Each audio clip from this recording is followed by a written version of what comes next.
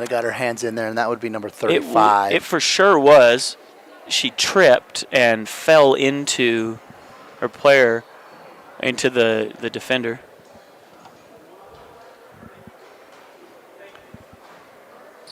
It looks like they're going to change that to 34, and that actually hurts the Warriors because that's Tapasa's third. Where if it had honestly, been Leilão, I think what just happened is I think they just went and asked the coach who the foul was on, and the coaches got to pick. I don't know if that's the what wrong they did. number then. All right, Cedars running a 5-out offense right now.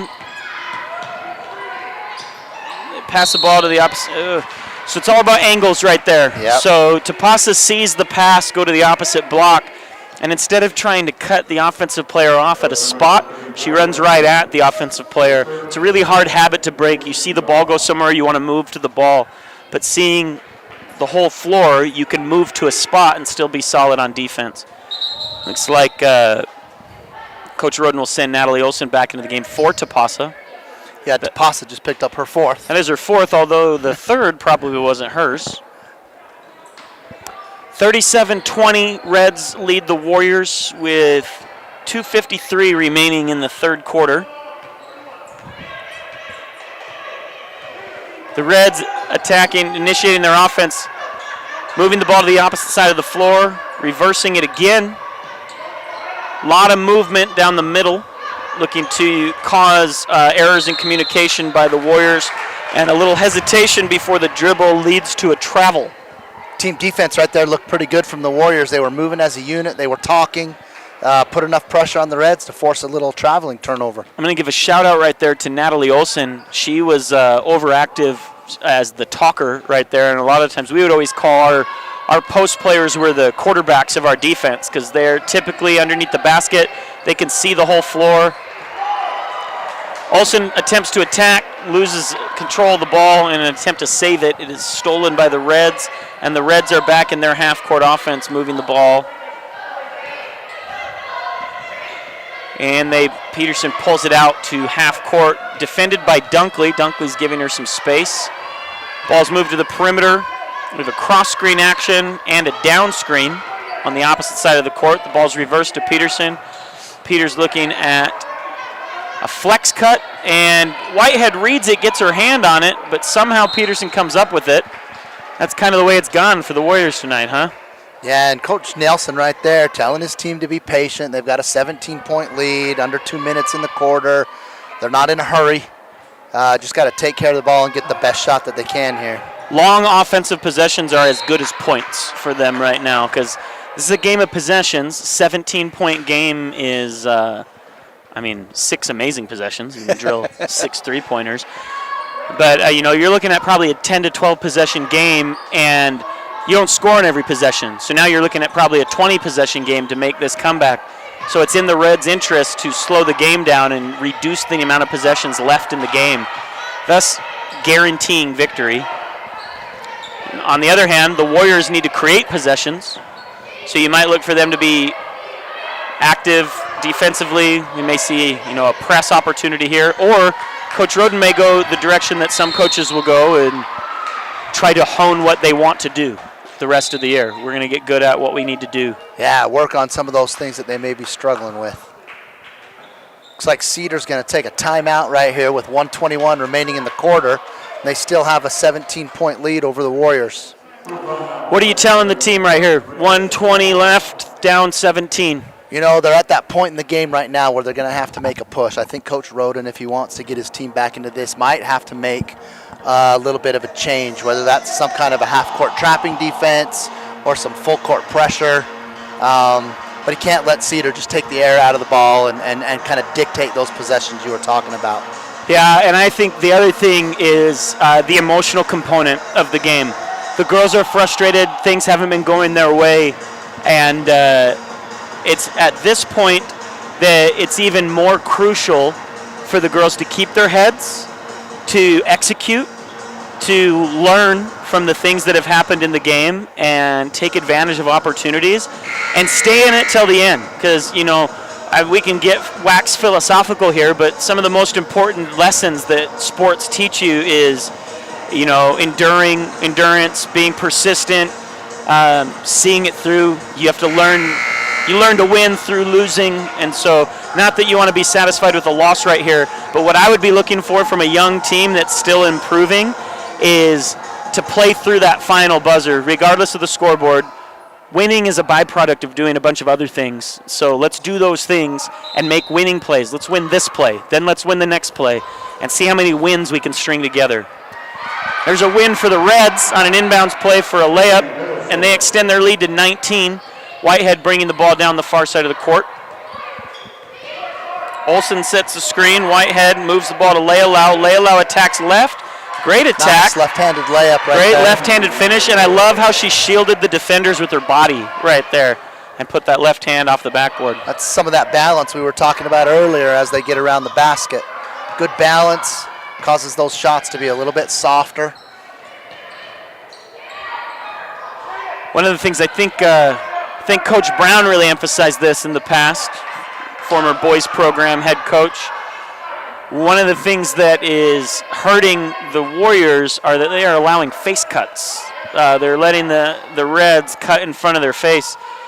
So point of emphasis, I know Coach Roden emphasizes this as well, is that when you're guarding the opposite side of the floor, the weak side, and they start to cut across, you got to jam the cutters. You cannot let them go in front of you.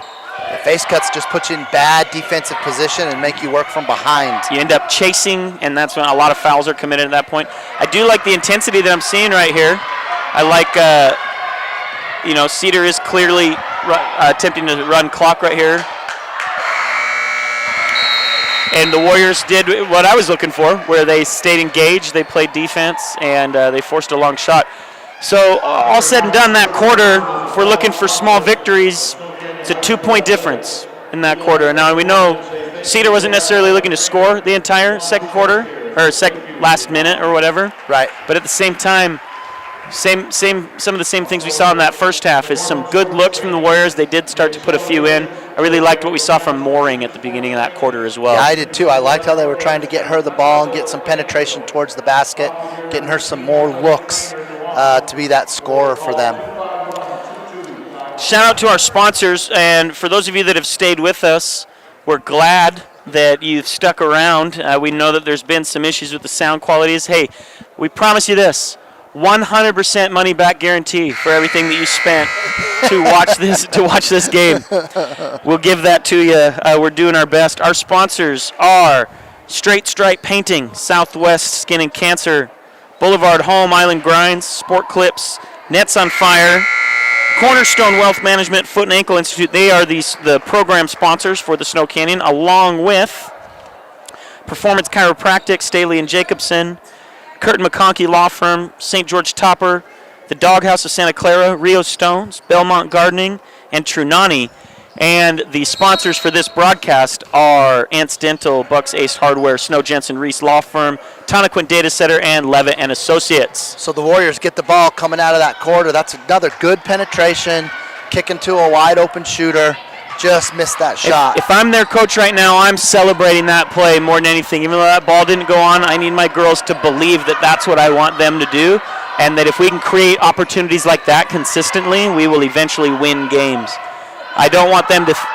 It's process-based, right? Not results-based. We missed the shot means it was a bad play. No, it doesn't. Sometimes you make shots that are bad plays. You can take a bad shot and the ball goes in, but teaching young players to play the right way and penetrate like Taylin did right there, know who was open. Kenna caught it with her feet ready to go, took the shot. Warriors had a good defensive set right there while you were talking about that. They're working hard off of the ball. Cedar gets caught on an illegal screen for a girl working really hard to chase a shooter coming off of those screens, and Coach Roden takes a timeout. That's his third timeout of the game. He's got 2 left. And I'm curious, we're early in the fourth quarter. We've got, we're 30 seconds in. Was Cedar setting up in the press again? Is that what was happening? It looked like they were going to come out and press the ball just a little bit, and I'm not sure what Coach Roden is going to try to get out of them. Maybe some different offensive set looks here. I think, yeah, and if with the way that he called that timeout and knowing Coach Roden the way that I do, I'm pretty sure that our press break has not been operating the way that it's designed. I think Cedar's throwing a monkey wrench into it by fronting our guards, and so they're baiting the inbounder into throwing it over the top because they're putting a defender in the middle of the court who runs up and steals that pass. And the guards, instead of working hard to, create some contact, break open, find an open spot on the court so that we can pass, they're settling for these lobs that are resulting in a turnover. So I'm expecting to see maybe some cross-screening action, some good way to do it up front, but like you saw in the first half, if they'll send one of their posts up to kind of bypass the front, then one of those guards that's being fronted can just take off down the middle of the floor, and you might have a numerical opportunity. Oh, nice. Entry. Great penetration from Taylor Whitehead and a dump pass to, that is Sophie 14. Jaster, seeing her, I believe it's her first action of the game right here. She comes up a little short with the layup. There's an attack baseline from Cedar. The layup comes up short. Foul called on Lealau. That's her first. Well, it's her first recorded foul. We think Tapasa got one earlier. Leilau's, like we mentioned earlier, which we're not sure if the sound was working at the time, but she has been a big key to the improved play that the Warriors have experienced over the last little bit. When she was available to play, it was the second game against Richfield, which was a close game, then the win against Kanab, and then a close game against Payson. So she's really been a boost for the team. Yeah, and in those games, bringing her off the bench, she's an offensive, shot. Offensive shot of adrenaline for those Warriors, if you want to say it that way. She can come in, hit some threes, and like you saw in that last offensive possession, she can get some penetrating moves to the basket and has some pretty good offensive talent. And she's recovering from a knee injury, so the expectation would be that she would only get better as the season goes on. Whitehead is looking like a renewed player in this fourth quarter. It's another great post-entry pass. She did a little behind-the-back dribble right there, not for show, but because the defender committed to her right hand, so she went behind her back to the left, dumped that ball down to Jaster, and Jaster puts that one in. So Taylor Whitehead making things happen in this fourth quarter, and the Warriors trail 39-24. They've basically pulled even with the Reds in the second half. They went into halftime with a 15-point deficit. Right there, that looks like Peterson. The result ended up being good, but Lealau looked like she tried to jump that and, looked like she gave the Reds an opportunity to score right there, but then she ended up getting the rebound. Whitehead attacks, kicks it out to Lealau. Lealau attacks the opening and gets the defender on her hip, and then eventually forces the referee to make a call. Now we've got 5 team fouls for both teams right now. 6:02 remaining in the game. Warriors are down 15. Just a couple more fouls, and we'll be to the free throw line. Might be an opportunity for us to close the gap a little bit. Far cry from the first half where Cedar was shooting in the double bonus for basically the entire second quarter. Neither team's made it to the bonus with 6 minutes to go in the fourth quarter. Ball's deflected off of the Reds. The Warriors will inbound it. Olsen inbounds it over the top to Whitehead. Whitehead initiates the offense from the top of the key. She attacks. Loses control of that dribble. I think her eyes got big when she saw that opening, and she was going to have to read the defender whether she wanted to dump that ball to the post or finish that layup. Staley defending at the top of the key. She's forcing Peterson to go left, which is something I noticed earlier in the game. On a fast break, Peterson had an opportunity to go coast to coast with the left hand. She crossed over and went to the right side, and that's something that Coach Roden has clearly instructed the Warrior defense to force Peterson there. Another good attack from Whitehead, but just, 9 out of 10 things done well. She loses her footing right there on the jump stop attempt. I had opportunity to coach Taylor in soccer, and she is a 100-mile-an-hour kid. She goes hard in practice, she goes hard in games, and sometimes in basketball, you go 100 miles an hour at the basket, and it's difficult to slow down without traveling. So something she could work on to help her become a better point guard, change of pace.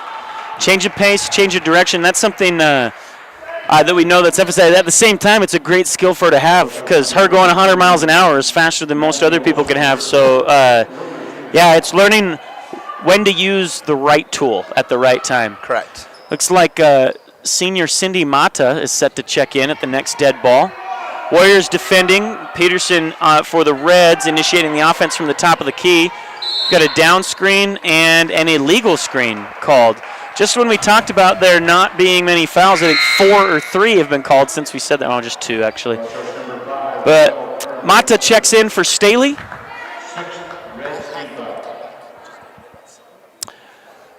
And I believe we're going to have some cross-screen action right here for Macari. Both posts are pretty deep for the Warriors. I'm curious as to why they're so deep. Here they come. Wong, oh, they're flashing up to the half court. I see what they're doing.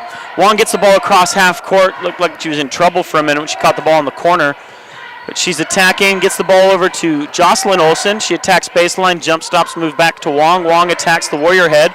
Back to Mata. Mata into the middle. Oh, a good look, but just did not execute the bounce pass where it needed to be, but had the right idea.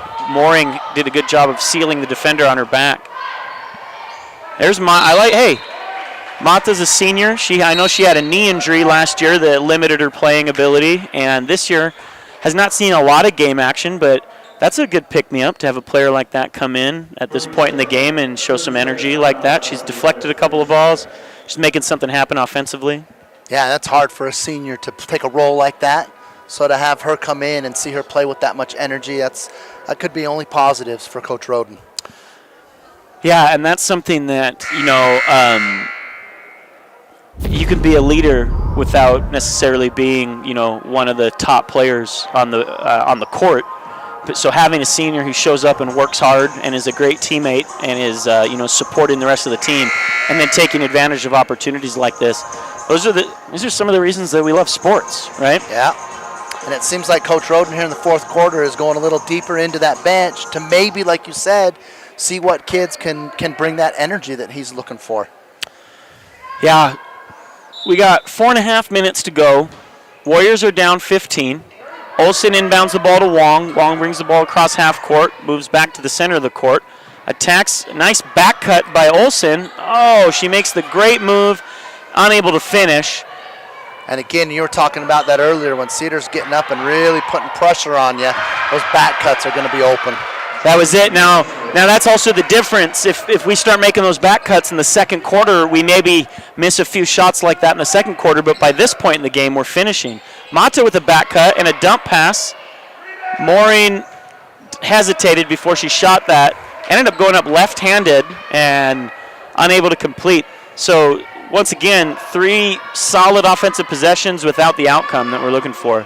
Yeah, tonight I think the Warriors offensively have done a pretty good job executing the offense that Coach Roden is having them run.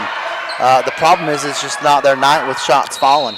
They've missed a lot at the rim. They've missed some pretty wide open, 3-point attempts, and they can shore up that defense a little bit to try to keep games a little bit closer. When those shots start to fall, they're going to be in a lot of games this year. Yeah, and that's something that that teams will get better at throughout the year. When we were talking to Coach Nielsen before the game, he made a comment a couple of times. He's talking about the turnover on his team, but he said, if we're the same team in January that we were in November, we're going to be in trouble. Well, that's the same can be said if we're the same team in February that we were in January. So, Coach Roden was able to play 6 games before the break. He saw obvious improvement during those 6 games. And here is game 1 of region, and, you get to play everybody in region twice. So it'll be interesting to see what this matchup looks like the second time around. Now there's still 3:20 left in the game. Jaster sinks the first free throw, cuts the lead to 16. If we, I had a coach that was famous for saying there are no moral victories because he didn't want people to be happy with losing. At the same time, you could take silver linings away. We've got a 17-point deficit. Cedar's probably going to try to run clock. If Snow Canyon can lock down on defense and maybe put a couple more in, make it a 9 or 10-point game, that's something you could build on in practice. That's a great steal right there by Mata. I like what I've seen from her since she's been in. Yeah, she's done a good job. Unfortunately, the Warriors just turn it over and give it right back. As you're talking about moral victories, as a coach in Region 9, once the state went to that RPI, it's kind of changed the mindset a little bit because now you can go 0 for in region and still make the playoffs. Yeah. And so winning is important because it builds confidence and all that kind of stuff. But, like you're seeing here, if you can work on things, even in fourth quarter blowouts, and improve game to game, then by the time the playoffs hit, if your team is in the right basketball, you have a chance to make a run. And winning state championships most of the time is going to come down to the team that's playing the best and is the hottest at the time the tournament starts. Yeah, and that was always something that was a little bit of a complication before the RPI system came into play. You'd have a fifth-place team in Region 9 who, had a record above 500, not making it to the state tournament, and you'd have another region whose fourth-place team maybe had 2 or 3 wins on the season, and that team was going to the state tournament, and the fifth-place team from Region 9 wasn't making it. So I was a little bit wary about the RPI system, but I've actually liked it since it's been. What are your thoughts on that, Kundi? I think it's a good thing to give these kids an opportunity to play because that's what high school sports is all about. Yeah. It does take away a little bit of that competitiveness to get into the playoffs. Well, the intensity of the region games. Yeah, right? But really here in Region 9, do you see that? I mean, this region in 4A classification, from top to bottom, ever since I've been in here, has been always the best. Yeah, and I'm not sure that we knew that was a live ball right there. It looked like we thought that there was going to be another free throw right there. Yeah. Cedar rebounds the ball, calls a timeout right away. Coach Nielsen is going to be teaching his. Is he subbing in? Looks like he is putting a few subs into the game here. He wants, and he's probably wanting to. He's on the same boat. I mean, it's just on the other end of it. There's a couple minutes left in a game. This is valuable experience. I want to execute something right now that I might have to do later this season, and this is an opportunity for me to do it with relatively low stakes. Right. Going back to the RPI thing, that was one of the concerns, is that those region games when a playoff berth was on the line would get really intense. My thoughts on that, though, these kids want to beat each other all the time. You know what I mean? They've been playing against each other since they were little kids, and I don't know if any of maybe the weight of the game has been reduced a little bit, but I don't think that their competitiveness has been reduced at all. Right, I'd agree with that. And to prepare for a state tournament, you couldn't ask for a better region to get prepared for. Oh, absolutely. Than playing in Region 9.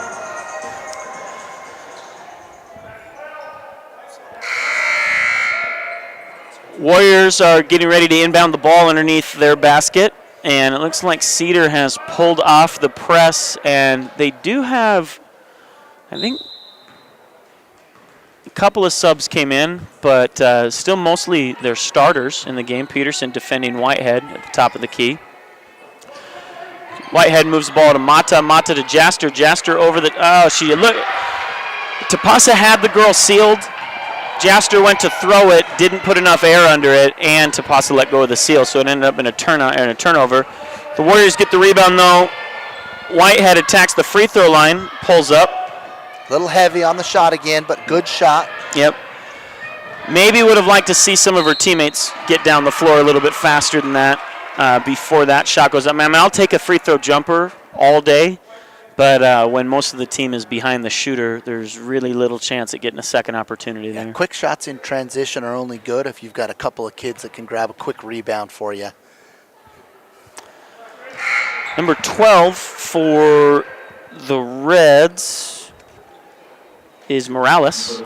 Puts the first attempt in. That extends the lead for Cedar to 44-26. And Morales makes the second one, 45-26, 19-point game. The Reds lead. Whitehead bringing the ball across, calling for a ball screen. Oh, a flare out. Leia Lau catches the ball on the wing, swings it over to Mata. Mata moves the ball to Whitehead. Whitehead's seeing Tapasa comes up. Ball sails out of bounds. Another attempt at that over-the-top pass. And for the first time in the game, we see Kaisa Andrews. She's a freshman. She's got a lot of playing time in the JV game, and she seems like she's picking up the pace of high school sports pretty well. Cedar moves the ball around the perimeter, enters to the post. Loose ball, Cedar's able to grab it. Moves the ball to the top, over to the wing. Number 23 shoots three off the box out front of the rim. Cindy. Mata with the rebound, finds Whitehead. Now Whitehead's looking to attack, and she's got offensive teammates in front of her. Great way to initiate the contact. Sometimes that was a great finish by Taylor. I don't want to take anything away from her. I think she should have gotten a call on that, and I think the reason she didn't is because when she got contacted, she ended up going away from the basket and shooting it. And so from the ref's perspective, it appears as if she chose to do that, whereas had she maybe initiated that contact and kept going straight, she would have had an and one opportunity right there. 5 seconds left in the game. The Warriors are going to come up short on this one. 45-28 appears to be the final score. What are some takeaways from that game, Coach Cundy? You know, like we were talking earlier, the Warriors defensively could not shut down Braylee Peterson today. She had 20-something points, 22, 23 points, and the Warriors struggled with that. But offensively, for me, if I'm Coach Roden, I take away the execution was good. I take away that we got some shots that we wanted. They just weren't falling. Yeah, and if on the opposite side of the bench, I think Coach Nielsen got everything he wanted from the team. He mentioned the big ideas were deflections and turnovers and getting easy shots. And one of the reasons Peterson was able to rack up as many points as she did is because she was the leak-out person on all of these deflections, and she was the one leading the break. And so I think for Snow Canyon, looking to the future, ball security is going to be big. It's every sport with a ball. It's turnovers, right? Yeah, and turnovers got us in that first half. Whoever can control it. So 15-point deficit at the end of the first half, 17-point deficit at the end of the game. They're able to play Cedar pretty even in the second half. Now, that being said, Cedar is also playing a little bit of a different style in the second half, protecting a lead instead of looking to score. But at the same time, Snow Canyon was able to bring it close, almost to within single digits, and never let it get into the 20s. So, yeah. Silver linings, good things to grow from. We still have a long region schedule left. I think we continue improving as the season goes on. Yeah, and good game tonight. We'll be back on air tomorrow. The boys at Cedar tomorrow. We'll be broadcasting on Warrior Nation TV. I'll be broadcasting. This guy will be on the bench. That's right, trying to bring those kids a victory tomorrow. It should be a really good game. Cedar boys are very big, a physical team. They like to get up and down the floor and shoot. Coach Meacham has done a really good job prepping those boys this week. It should be a fun game. We've had a strong start to the season for the boys. So yeah, we have. Looking forward to that. Like I said, the boys region this year, it's loaded. Yeah. 3 or 4 of those teams are ranked in the top 10 RPI, and they're ranked in the top 20 of the state right now.